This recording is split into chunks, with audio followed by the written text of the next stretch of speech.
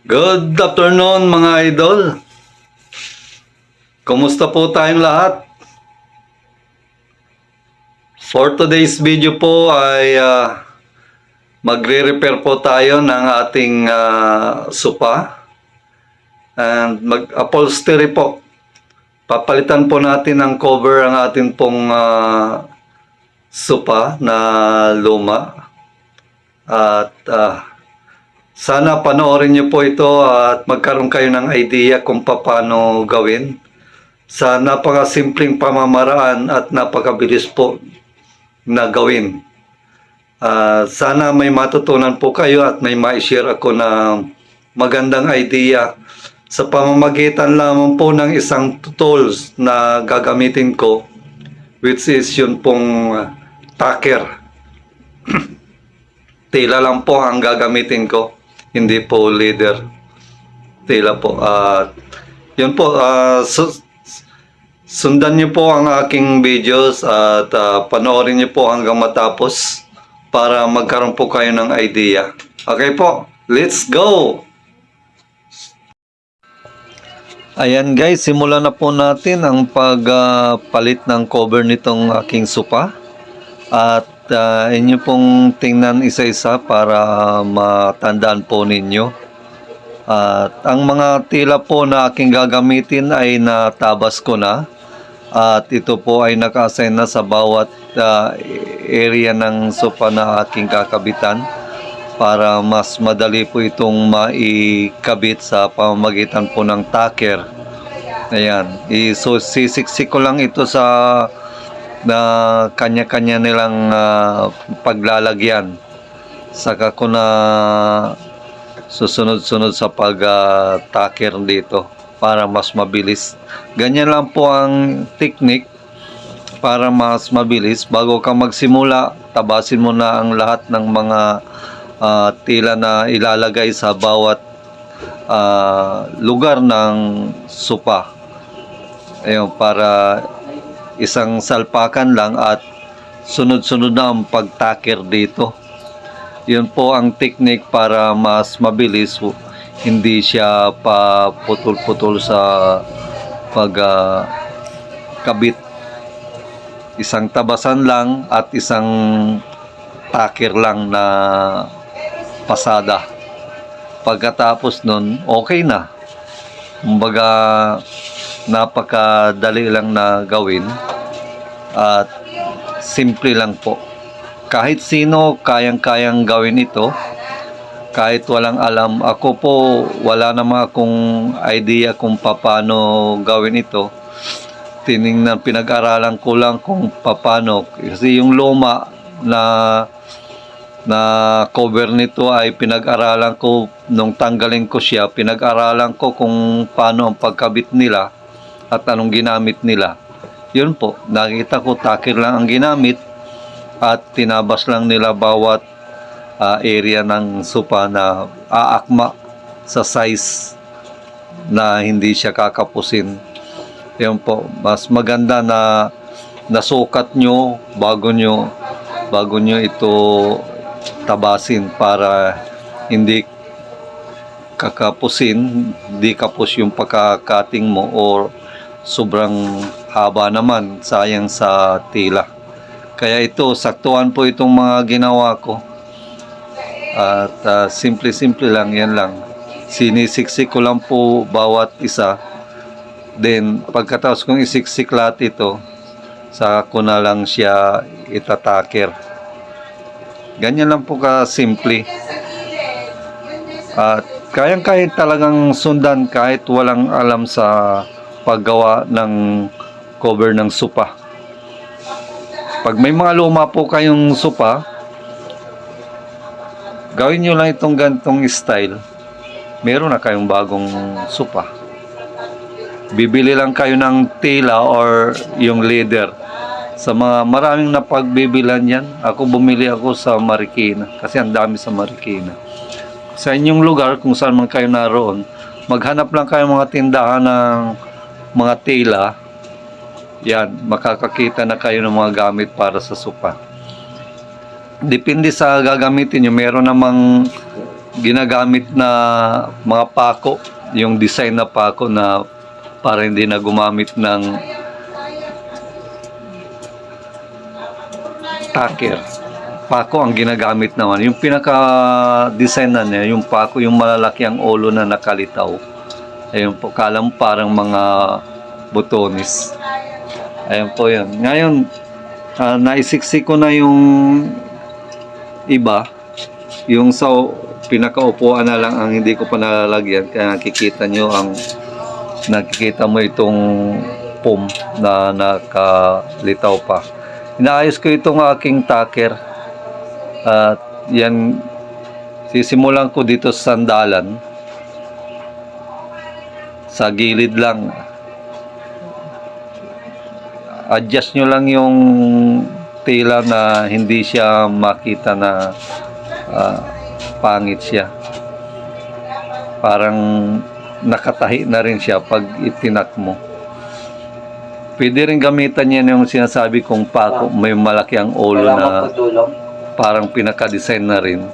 Kung ayaw mong magtahi, kung for example, wala kayong makina o sewing machine na pwedeng magamit sa pagtahi sa mga bawat kanto nito, pwedeng ganun po ang gamitin sa mga bilihan ng mga iba't ibang tools. Meron silang binibenta ng mga iba't ibang klaseng design na pako na pwedeng gamitin sa paggawa ng sopa. Ayan po. Hindi lang po kasi ito ang sopa na ginawa ko. Yung mayroon akong isang set na sopa na malalaki. Yun po nasa sala ko.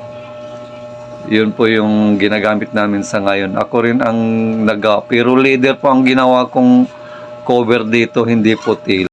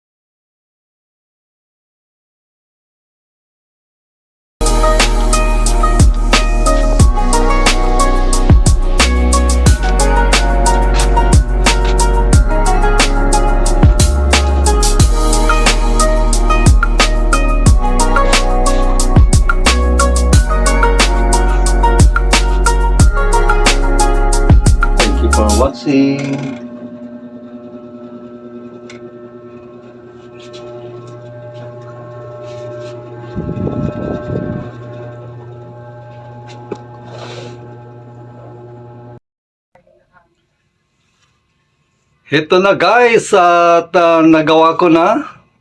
Natapos na po ang upholstery ng aking lumang sopa. At inyo pong mapapansin, no? Ganda na po. Kung itatapon lang ay sayang. Ayan po, sana po sa maikling video na ito na umabot lamang po ng 20 minutes ay parang meron na naman akong bagong sopa. Sa pamamagitan lang po ng isang tools na ginamit ko, which is ang tacker, at bumili lang po ako ng ito, tela na ipang-cover ko. Ano po? So, yun po. Sana nagkaroon kayo ng idea, no? Na pwede nyong gayahin, at kung meron kayong mga lumang sopa na hindi nyo na kailangang ipagawa pa sa upholstery company o sa mga gumagawa kasi sobrang mahal pa silang maningil. Ito po, sa simpleng pamamaraan na inyong nakita sa video kong ito, ay magkakaroon po kayo ng idea kung paano gawin. Ano po, siguro ito lang po ang aking maisi-share sa inyo. At ang video pong ito ay sa ngayon ay panoorin po natin hanggang sa susunod na mga video kong i-upload. Sa mga hindi pa po nakakapag-subscribe at nakakapag-like and share, please subscribe and share po sa mga kaibigan natin para magkaroon din po sila ng idea kung paano gawin po itong upholstery sa lumang sopa. Yun lamang po. Maraming pong salamat. Magandang hapon po muli sa inyong lahat, and God bless po.